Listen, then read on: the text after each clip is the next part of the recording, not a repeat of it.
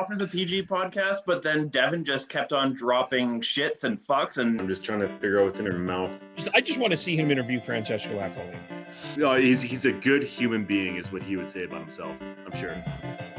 Who's hosting this thing? Take charge, Kevin. Would you? Jeez. First time we ever met those guys. That was the major drunken pub argument. I think you guys are the worst. I'm gonna have to probably watch some Canucks hockey, unfortunately. Just making friends left, right, and center, and probably some enemies as well. Tell him to shut up. He needs to hear that every once in a while. Off to a good start. All right. We are live. It's okay to talk when it goes live.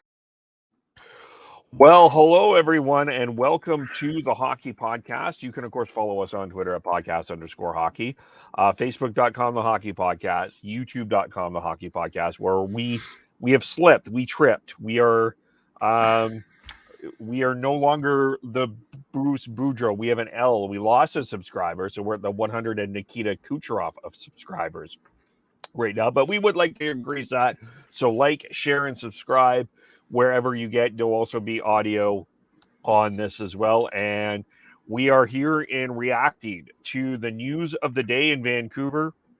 Jim Rutherford has been named as the president and interim general manager of the Vancouver Canucks.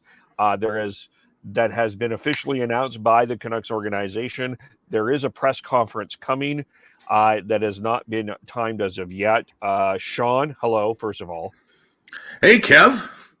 Hey. And as well, I guess the first, maybe just to clarify, because I was busy with some other things today, do we have a time of that press conference yet, or was that known? Or I have not seen that yet. Okay. So this just all basically has come down within the last hour and a half. So if you do have any comments, questions, put them in the chat. We'll try to address them here.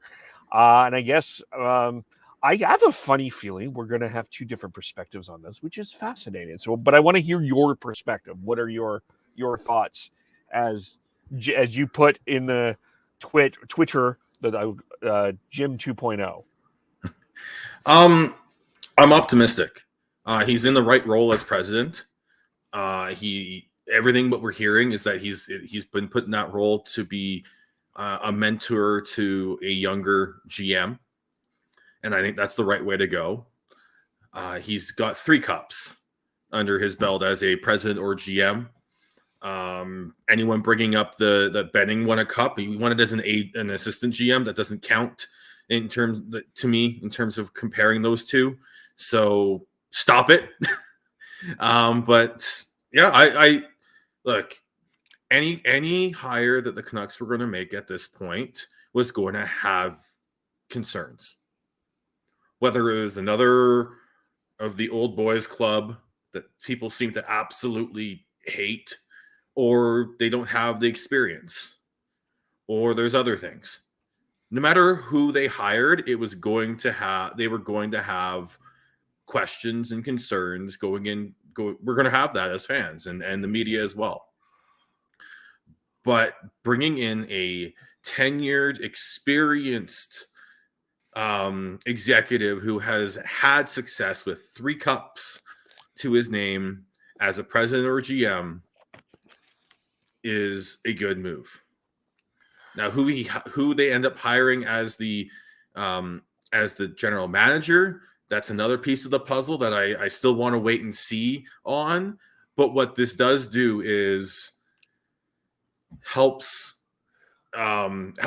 give the Canucks organization some more credibility within their own organization and with the players and then around the league as well. So like I said, I think there are some questions, concerns with the hire for sure, but overall, I'm pleased. I think this is a good move.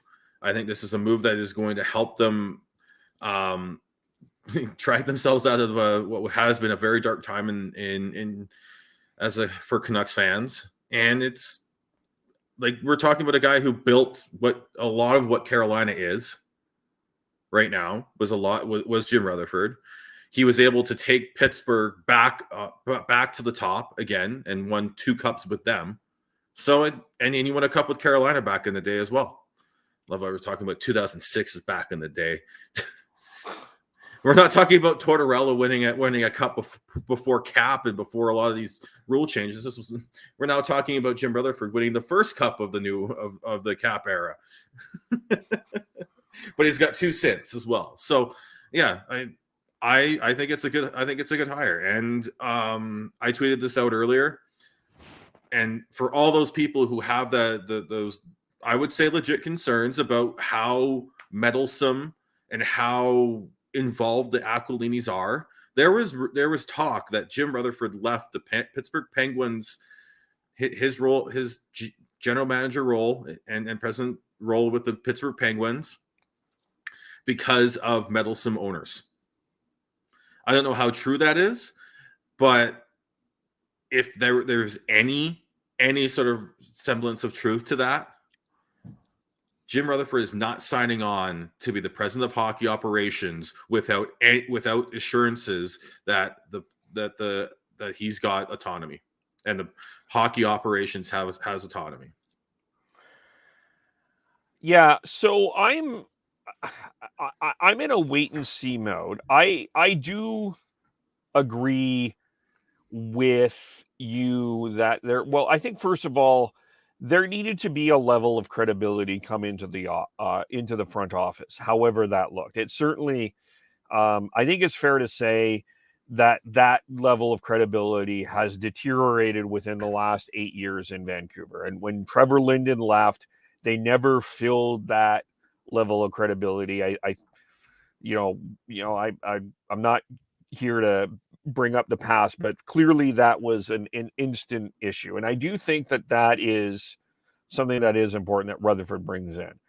But I also do think that what the next step here is who he brings in as general manager and how long that happens. That's where I think where the next step is. Now, to be fair, my position has been, and I guess my concern in bringing in, and I think there are people that want, there was one that tweeted out that the combined age of Jim Rutherford and Bruce Boudreau is a combined 140 years old or something like that, somewhere within that range. And I have some personal thoughts on that. I'll just leave that there. But I do think that there's a value in bringing someone in to mentor someone in that position. I think that my concern with bringing in someone that does not have a lot of experience is the Canucks, because of this credibility, because of the decisions that Jim Benning has made over the last 8 years, and whoever else that we can argue with that have made those decisions. If there is a significant mistake at this particular point in time, i.e., a bad trade or something like that trade that doesn't work out, that sets the franchise back. That is already set back.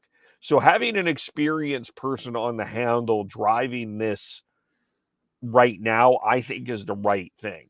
But my 2 concerns, though, and it's a good sign to me that Pierre LeBrun has tweeted that this is a 3-year deal for the Canucks.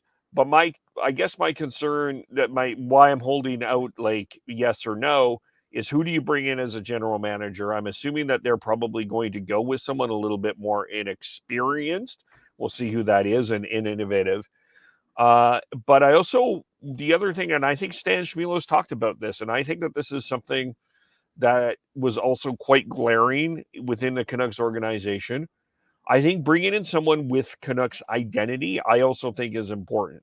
And I guess one of my concerns is, what do you do after the pouring out of the heart, quite frankly, in the media of Stan Smil this week? And I think the admiration, and maybe he doesn't want a position. Maybe he was just there and said, you know what, I just need to do something. But I'm very interested in what they do with the general manager position, and I'm very interested in what they decide to do with Stan Smil, because, as you mentioned, he probably has to. He bleeds all the colors, and he has to be part of this in some way, shape, or form. And I will say that I think that he should be at least in the conversation of being general manager, but that's not for me to decide. But so I'm cautious in that. What are the next steps? Yeah, for me, I think it's that those are fair concerns there, Kev. I honestly, I think we all fell in love with Stan Smeel again, and it's one of those things where you didn't get the job, and we kind there was I was one who was saying that he should be a contender, but we don't know how much he wanted it or if he did it all. I think he might be better off as sort of like, as long as he's part of the discussion. I think he's happy as well as if it's the right way, and they're trending to being competitive, and they're being hard to play against, drawing penalties like Connor Garland did last night. I think he's happy being sort of being a number 2 or number 3 person all in here. He doesn't have to be the guy. Doesn't have to be the person in this organization. He's the ultimate team guy, and so he said we all fell back in love with Stan Smeel as a person, and I don't think they're pushing him aside at all. That doesn't seem like that is a Jim Rutherford way. That's not what after what Stan they put Stan out there for a reason.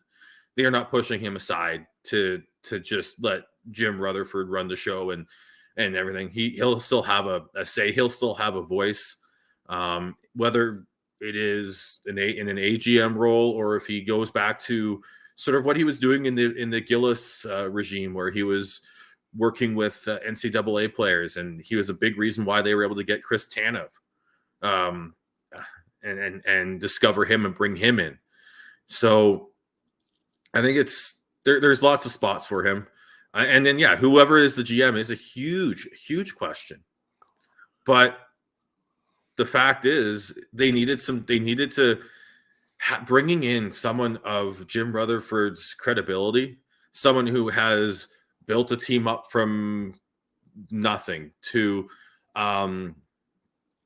being brought into Pittsburgh and getting them to the top of the top of the mountain again. I honestly think it's a good hire, but like I said, it comes with questions and concerns. But every hire was going to. Well, if you went with someone new, even doing with Stan Smeel, it's like, oh, he hasn't done the president of hockey ops position before. You go with someone new, they haven't done this.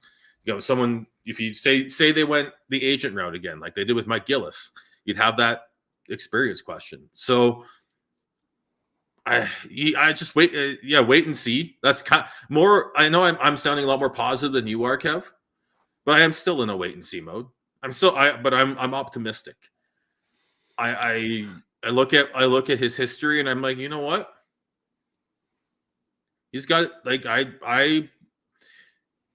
he can. I think he can figure this out and help turn this team around with the help of Bruce Boudreau and whoever else he brings in, as well as B, he'll be able to mentor whoever comes in for his GM, and B, as well as there's talk that a lot of that is also for him to work with the Sedins and have them start taking on more and more as time goes on, as opposed to how they basically got shipped off to Abbotsford.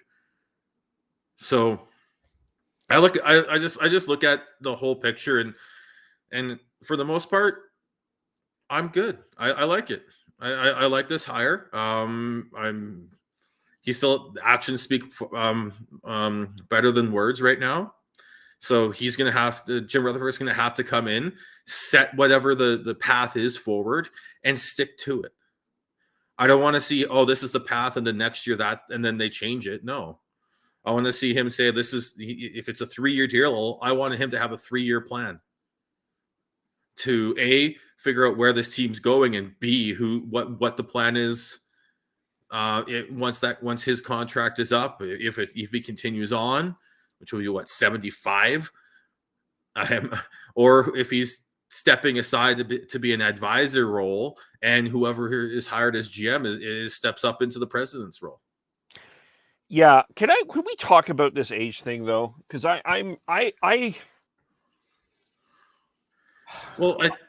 Before you go, Kev, it's not necessarily age thing. It's the fact that for some reason there are people out there who all they want is change.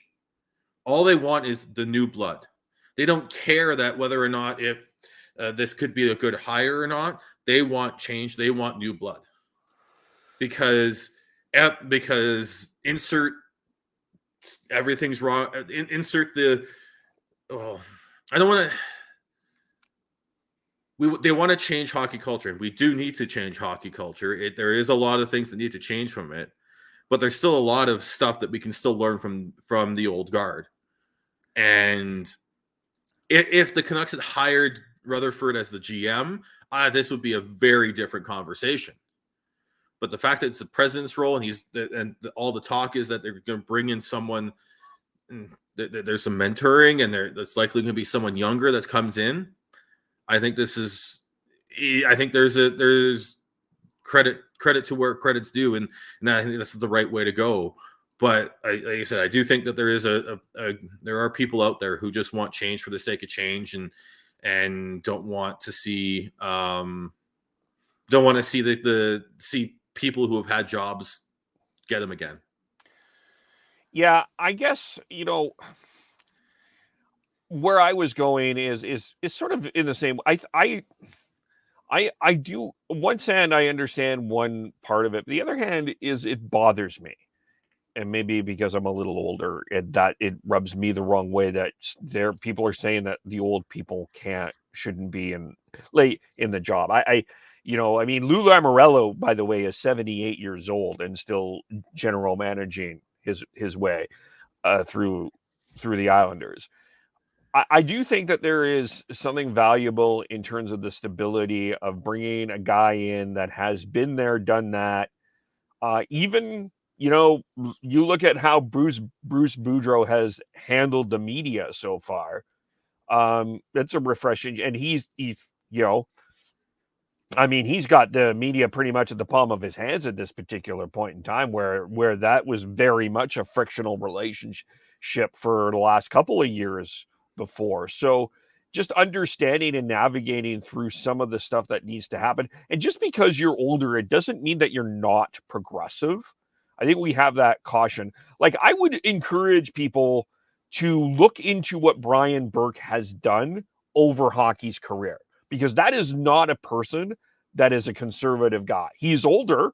He's been in this league a long time. He comes across really scruffy. He doesn't tie a tie, but he's actually been very progressive and has been very much part of some new ideas coming into hockey. And why I'm cautious is I understand the idea of wanting a younger voice in there, and I understand the entire hockey executive operations very clearly, and I tweeted this out.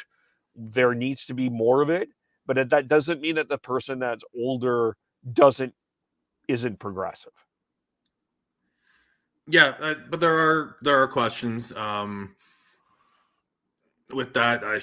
He was leading the Penguins at the time of the Scalde incident, so that's a question that needs to the media will ask him, I'm pretty sure, and he's gonna have to answer for, which I think is fair. But I think it's finding the right group and finding the right combination. And if you can find the right person to be a GM underneath Jim Rutherford, who has maybe some different ideas, great. But also, Kev, you're a Calgary Flames fan, and Daryl Sutter came back, and old school Daryl Sutter hockey has made the Calgary Flames a very good team. Yeah, there's still tension between some of Sutter's lineup decisions, Zadorov versus Valimaki. But what I was going to bring up, though, was the Brian Burke-Brad Treliving relationship. They brought in Burke to be the interim GM, and the president. He brought in Brad Treliving to work under him. He was the president. He took all the media heat while Treliving developed. I sort of see that the same thing, and I think that overall worked in Calgary, and that, we've debated and we don't Treliving's success in Calgary, but I think that certainly helped him develop as a general manager. And as opposed to throwing someone into the second largest Canadian media market, that's not like, as much as people are admiring a guy like Chris McFarland, yes, he's done very well under Joe Sakic in Denver, Colorado, but handling the media here in Vancouver, British Columbia, where hockey is absolutely number one, where the NFL is number one in Denver, are two completely different things. Yeah. So yeah, that is, and I think that having an experienced voice with Jim Rutherford is huge. Having someone who has that confidence is huge. I think that was one of the biggest issues with the last regime. Yeah, Linden and Benning could never get on the same page in the media. Then when Linden left, Benning was never comfortable. Always felt like he was bumbling around. And then Green became adversarial. Yep. I think there was times where he was very well within his rights to be adversarial, but I think it's, when you have it, that's not good, because you shouldn't if you're making enemies of the media, you're making enemies of the fans. And I think we saw that. Like, there two games in, it's a completely different feeling within this team and franchise. Bruce, there it is now amazing. And it just, the players look completely different. It's just, you have to lead top down. And again, what I ended my first group of comments on, about how there was talk that Rutherford left the Penguins because of ownership meddling, was like I said, if there's any truth to that, he's not signing on to work with the Aquilinis and the meddling that is widely reported out there. Yeah, he's going to have autonomy, which is good, and I think that alone makes me a lot more optimistic about where this team is going, because at least you have one person who's been there, done that, and he knows how. And he said he's won 3 cups. He knows how to build cup winning teams. And I also think one of the other things that I do see this helping is a guy like Pettersson. And I'm not going to compare him to Crosby, because I'm not saying, that's not what I'm saying, what am I about to get into. But we do know, and we would agree, that Crosby is a number one center. I still firmly believe, and maybe I'm alone on Vancouver Island on this, but I think that Pettersson still has the ability to be a number one center. I think he's got the smarts. I think he's got the desire. It's all been a matter of confidence with him. And maybe having a guy like Jim Rutherford bringing in the experience of not only Crosby, but Mario Lemieux into Pettersson's life can be an asset for him. Again, I'm not saying that Pettersson's the next Crosby, but there's probably some lessons that can be learned from those conversations. I didn't even go that far. I didn't even go farther back in Rutherford's career and talk about how he brought along Eric Stahl. Yeah. Like, I think that's, you look at Stahl's career, he's got over 1,000 points. Like, he's not a point per game player, but like, I look at that and I think that could help Pettersson. I think Boudreau was a really good hire. I think we're seeing Petey. We said this a few times this season, but I feel like we're starting to see Petey come out of his funk. But I think the combination of Boudreau and Rutherford are going to help him for sure. It's just his confidence is shaken, and he just needs to get a couple good goals and start to build the momentum, like Besser. You see how you just see the weight lifted off of Besser's shoulders after the last 2 games. Yep. Yeah. You see the weight lifted off of JT Miller's shoulders after the last 2 games. He's no longer F-bomb JT Miller in terms of just being negative. He's fired up JT Miller, who's the emotional heart of the Canucks that they rally around. Right. And like, and I look at that and yeah, you're right there, Kevin. In I think Rutherford does help the Canucks. But the other thing is that Rutherford's not afraid to trade. We thought we had quote unquote trader Jim. 1 point, we've got 2.0. We got Jimmy Rutherford who's not afraid to make trades. Not afraid to make big trades either. And I don't think he's going to come in and say, "Oh, look, I'm going to make trades." I think he's going to come in and say, like, "Look, we want to see what we have here." But he's not going to be afraid to make a move if he feels it's the right thing to do. Yeah, and there will be people that will argue some of his trades, Cody Ceci, Mike Matheson, but he was the one that made the trade for the HBK line for him, the 2017 Pens that won that cup, the Bonino, Kessel, Hagelin line, which yes, that cost the Canucks that for that, but he made those moves. He made the Phil Kessel move, so whatever. So he got John Marino out of Edmonton for a 6th round pick. Like, yes, he acquired, and he also traded away Phil Kessel, got Alex Galchenyuk, and then moved Galchenyuk to get Jason Zucker. Like it's not like he's not married to someone these like fringe core players. We talk about in Vancouver, how big is that core? I think Jim Rutherford's going to shrink it down to like a handful of players at most. Yeah, and he also, I'm just going through some of these trades that he's made, and he's had some absolute misses, but he's had some absolute steals too. Like I said, getting he traded Dominic Cahoon for, where is it? I was looking at it earlier. Dominic Cahoon to the Sabres for Evan Rodriguez and Connor Sheary. And that Cahoon ended up being a waiver wire guy and ended up signing for a league minimum in Edmonton. And Sheary and Rodriguez have become core pieces for the, like, not core pieces, but big important pieces for the Penguins. Yeah, Evan Rodriguez is a guy that is coming into his own in terms of where he's at this particular point. So, and he got a 2nd round pick out of a guy that the Senators sent down to the minors in Matt Murray that went on waivers. The Patrick Hornquist trade didn't work out. But you got Evan Rodriguez from the Leafs. What else? I'm just looking here. He made the trade for Nick Bukestad and Jared McCann for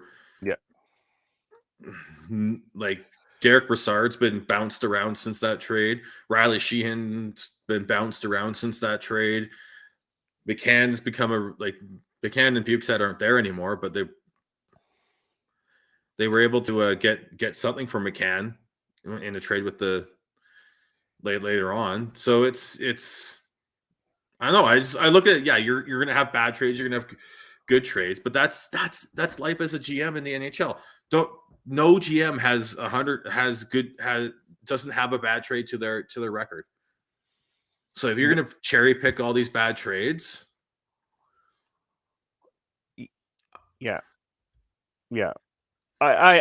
agree. I'm just going through his trade history, and I'm just, there's nothing I'm like, oh my gosh, that was horrible or anything like that. But